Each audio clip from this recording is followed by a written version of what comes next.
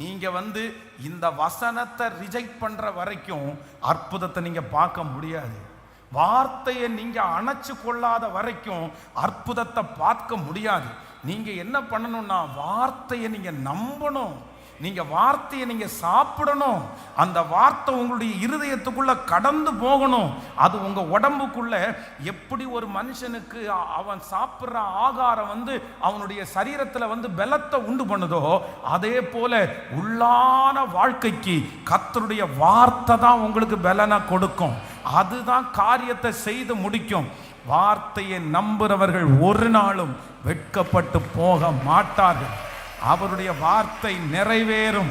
அவர் சொன்னதை செய்யும் அளவும் நம்மை அவர் கைவிடுவது இல்லை. ஹல்லேலூயா.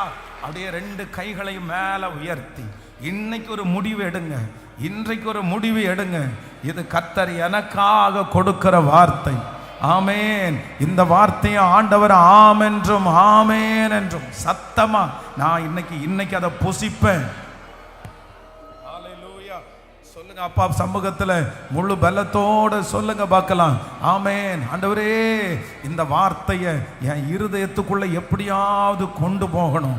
என் இருதயத்துக்குள்ள கொண்டு போக விடாதபடி தடை செய்கிற அந்த பெண்ணினாளுடைய ஆவி, அந்த சத்துருடைய ஆவிகள் இப்பொழுது இயேசுவின் நாமத்தினால வல்லமை இழந்து போவதாக. என் சகோதரனுக்குள்ள அந்த வார்த்தை கடந்து போகட்டும்.